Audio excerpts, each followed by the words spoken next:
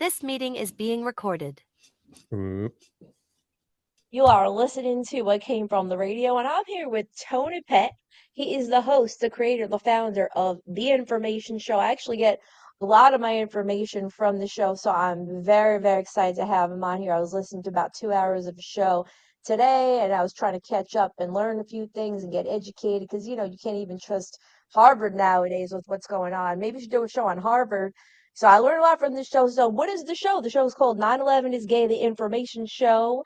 And I actually got to see a tour of the Leering Center in Minnesota. I got to virtually meet the most vaccinated, we'll call him jabulated man. You're not supposed to say vaccinated on the internet.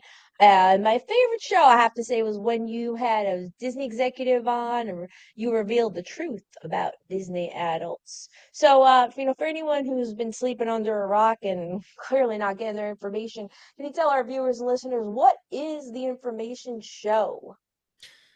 So the Information Show is,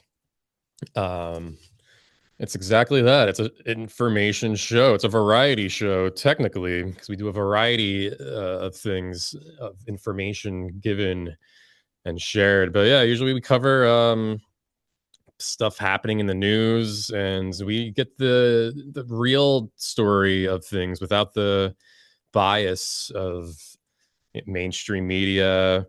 Because they're bought and paid for by all these different things, so they can't tell the truth. So the Information Show, we just give you information as it is, unadulterated, and we're not compromised. We're funded by Mossad, but in no way does that color our view of things. All right. Well, you have a lot of color there for someone who doesn't have a colored view. I really like your set. It's a beautiful set. Reminds me of an island that I wanted to visit once I wasn't allowed to. So anyway, let's get into the Minnesota trip. So you got a real Somali and went to Minnesota, took a tour of the Leering Center. Stunning visuals in this inside look. And now for all the money raised, it appeared that the cafeteria areas at this Leering Center, it kind of looks like a garbage dump.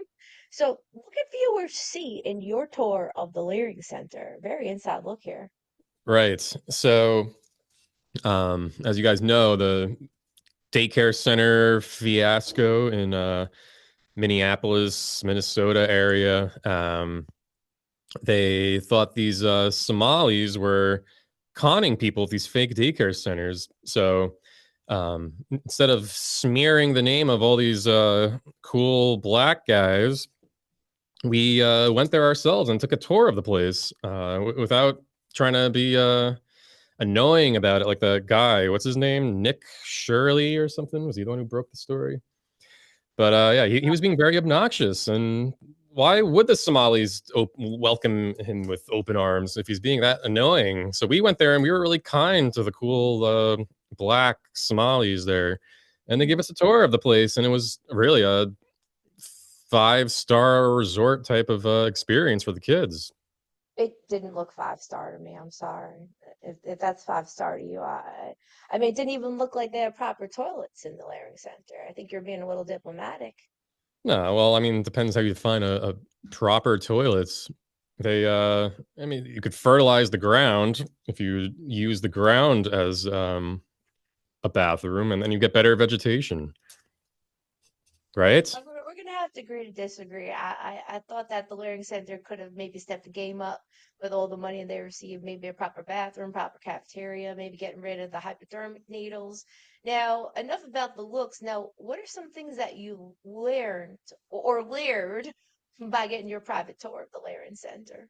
Right. Well, you're almost summing it up there. Another part of the smear campaign against the Somalis was everyone was mocking them for allegedly spelling learning wrong on their sign, Quality Learning Center. On the sign, it was Leering. Everyone thought they left out the letter N. Right. So one of the coolest pieces of information we got from the Somali gentleman who gave us the tour was that Lear is actually a real word. And you guys at home could go on dictionary.com, put in Lear, Lear, and Lear actually is a word that means to teach. And That's exactly what it was, a quality learning center, quality teaching center. And that's what they were doing, teaching the kids language. They were teaching them vocabulary better than everyone on Twitter and Instagram who was making fun of them for allegedly spelling it wrong. They were just too stupid to understand it was actually a real word. Yeah, it's actually more economic. Keep off the N, get rid of the N. It saves some letters. Yeah, yeah. So yeah, it's good shorthand, and it shows you have a vast vocabulary if you use it. You could sound as educated as a Somali. You definitely showed a different perspective of these layering centers. Now, do you think that these centers are going to stay up and stay intact? Do you think they're going to build more?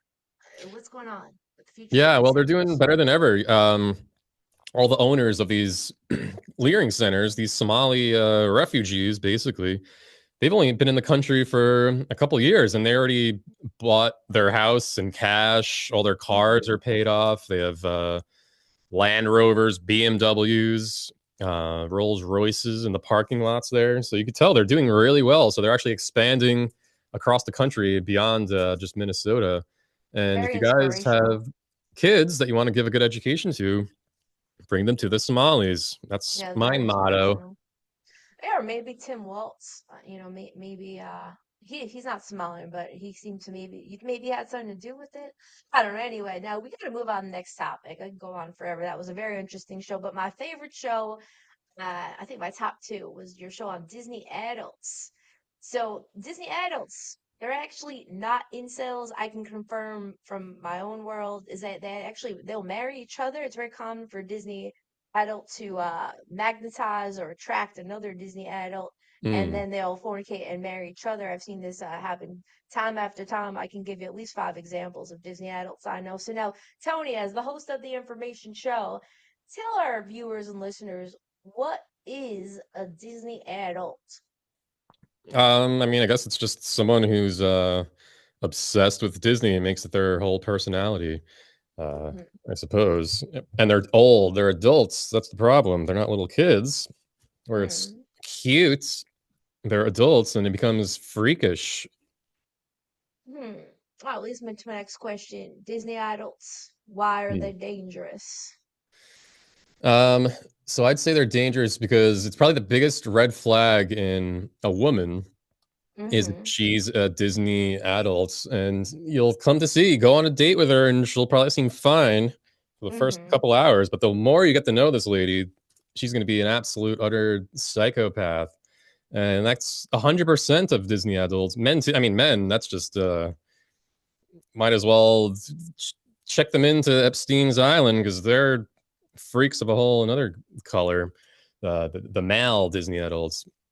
So what are Uh, some like red flags to look for and be like, okay, this is a Disney adult. We gotta watch out. How do we know we have a Disney adult on our hands? so they have a freakish fake grin that's plastered on their face, but there's misery in their eyes. Oh. You could see that their eyes are wide, glazed over, Hmm. um, but that grin is plastered on their face. So you could tell there's some real deep pain and misery inside them.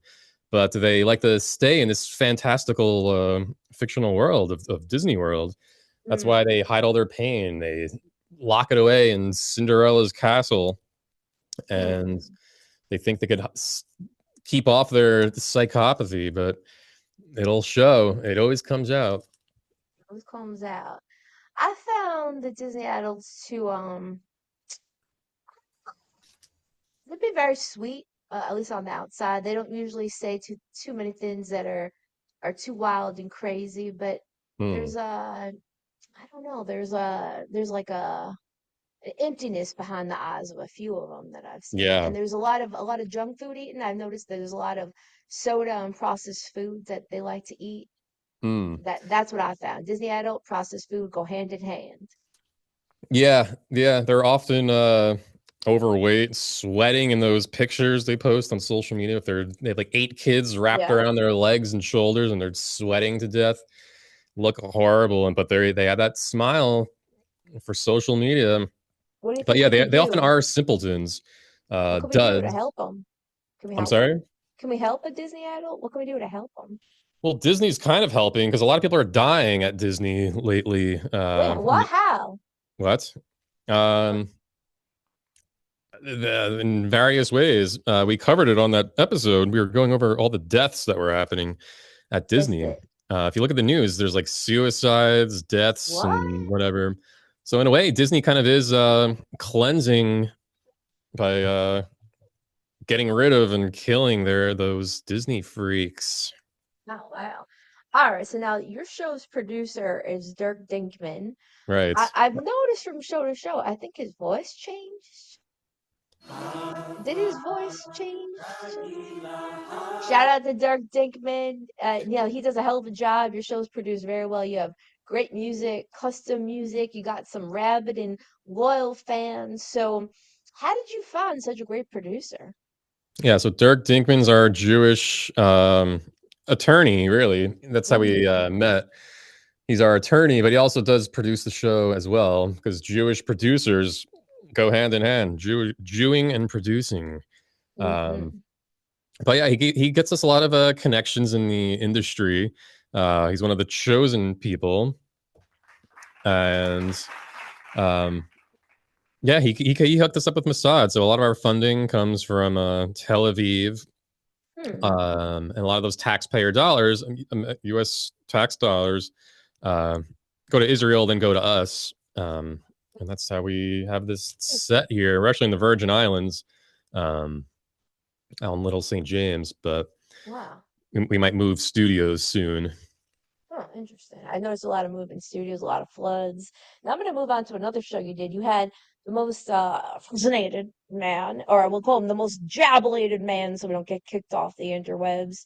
And he was quite skinny as an older man. Mentally, he looked like he was in some cognitive decline. He looked kind of unhealthy. So how did you find the most jabulated man, and what are some things that maybe surprised you about him? Well, I was surprised how healthy he was, and I didn't realize you can get jabbed more than they recommend. It's actually Oh yeah. he I think he had about 50 COVID boosters. He's had every jab that exists, not just COVID, for Hmm. measles, mumps, HIV, um, all those. He went through the list. It was about 50 or so jabs that he's got. I actually have some of them in my hand right now too.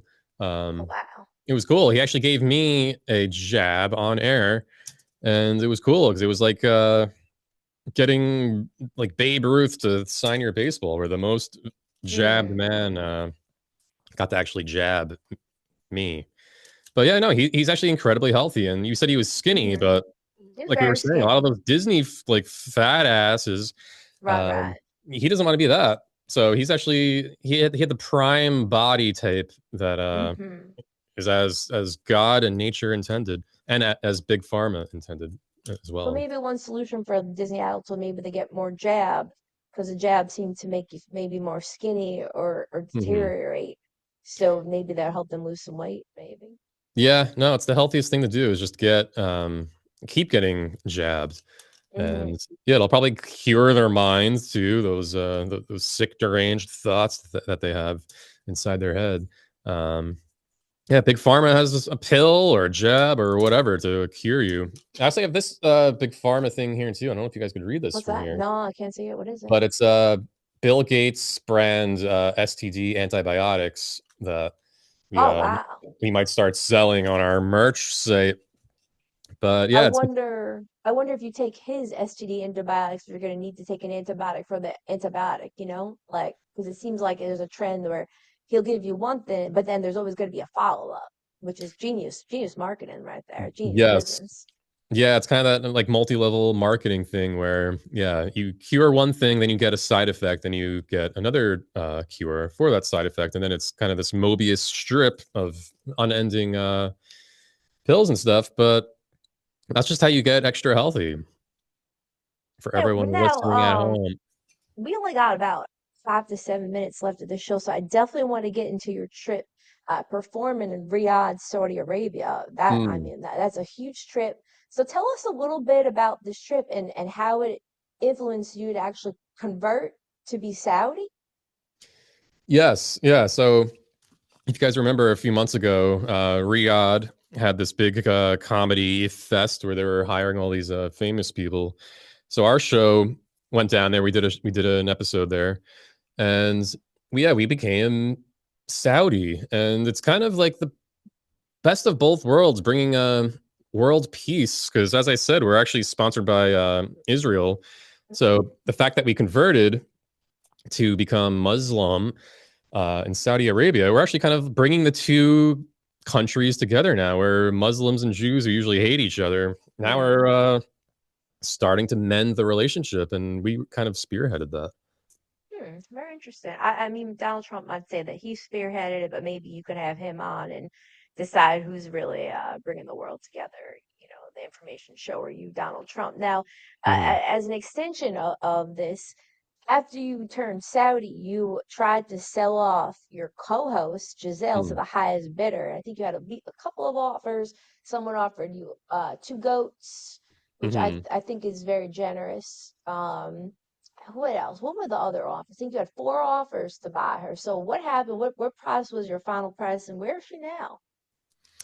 So yeah, we did sell her off to one of the Saudi princes, and she Oh, was living there for a while, but she's actually back um, in the United States now. She recently got married to an AI husband, so she kind of makes her way around. She has flings all the time. She gets oh wow, married. She hooks up with fans a lot too. So wow, anyone listening, yeah, you always have a shot with her, which is really? kind of cool. But yeah, becoming Saudi was really probably one of our best life changes we made in Hmm. 2025. Hmm. You could Has it legally changed? stone women now, or women, Right, and right, right. you get all those perks. You get all those perks that the Saudis have. Can we stone just Giselle? Is that an Yeah, option? of course, absolutely. Yeah, no, you guys can actually do, because she's actually copyrighted as part of our show, so she's actually Mm-hmm. property of the information show. So Mm. Dirk is our attorney. He made this Mm-hmm. contract where we Mm. could legally do anything we want to her, and she really has Mm. no say. So that's why we like to auction her off to fans, um, like traffic her in various ways. Mm-hmm. It's good. That's the beauty of having a show that's more on YouTube and not in the late night circuit, because with all these intimacy coordinators and all these union contracts, and I just think that it's a beautiful thing to see that the world of union contracts are deteriorating, and Hmm. creativity is thriving. So speaking of creativity, but really information, what kind of information can we expect to get from you in the future? So we actually, similar to our Somali Leering Center tour, we actually just took a tour of a Washington D.C. pizzeria where Oh we were wow. investigating the whole Pizzagate conspiracy with these Epstein files, where they're talking about pizza, grape soda, jerky, and stuff. Right. So we actually went to one of these pizzerias that were in the Epstein files, and Mm-hmm. we got a tour of the place, and it was again a beautiful 5-star facility, and we're going to Mm-hmm. be debuting that tour on our next episode, which is going to focus on the recent Epstein file dump. That's going to be fascinating. I personally lived about 3 blocks away from the Connecticut Avenue Comet Pizza back in 2010. I would walk there. I would maybe, get a little high, smoke a doobie, get some chocolate chip cookies at the CVS next door. My boyfriend would go to the Comet Pizza and play ping pong. I don't think he was involved in anything nefarious, but around that time, around 2010-ish, uh, right when my friends were all playing ping pong there was this huge expose with all these Instagram posts of children being locked up downstairs, right down the street from me at this pizzeria. Hmm. I wonder, a lot of this information is coming out again right now. It's resurfacing. Right. Yeah, so we went there firsthand. Well, we didn't go to Comet Ping Pong. We went to a different Washington D.C. pizzeria, but still, it's frequented by politicians, celebrities, Mm. kids. It's a great place. I think you Anything guys are gonna like it. surprising? Anything surprising you? Can you give us a little preview of maybe something interesting you found out while you were there? Um, I mean, there's you guys will see in the video, there's a lot that happens, and I really became a convert, and I now understand the hype of pizza and grape soda. I'll tell you Mm. that much. Hmm. Well, I'll guess on that note, I will give a little information of my own. So, I take improv classes sometimes because just like my friend Jenny Feldy, I want to learn how to act. I was in improv class yesterday at a local library, and I was looking at one guy in class and thinking, I bet you he's a pedophile. Guess what? I just got 3 paragraphs of text from someone in the class, and he is a convicted felon. He's raped multiple people. And I was looking at him, I was like, I bet you this guy's a pedophile. I bet you. And that's true. So sometimes if you think someone's a pedophile, they're a pedophile. You want to trust your gut. I just had that Mm. all confirmed. So maybe I'm a psychic or maybe I'm a pedophile whisperer and I know who's a pedophile and who's not. So that's my final thought from it came from the radio. So Tony Peck, please give us your final thought and where our viewers and listeners can get the best information in the world at the information show. Please tell us final thought and where to find you.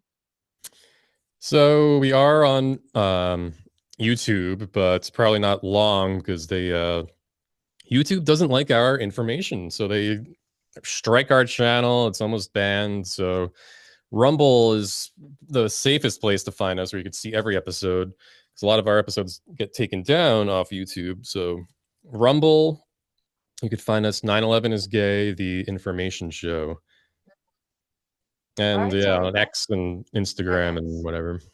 X, Instagram. Where else could you be? I'm trying to think. We got Rumble, Telegram. LinkedIn, you could follow us on LinkedIn. Yeah, why don't you post on LinkedIn? You could probably post some shows on there. And Yeah, Facebook, maybe Facebook.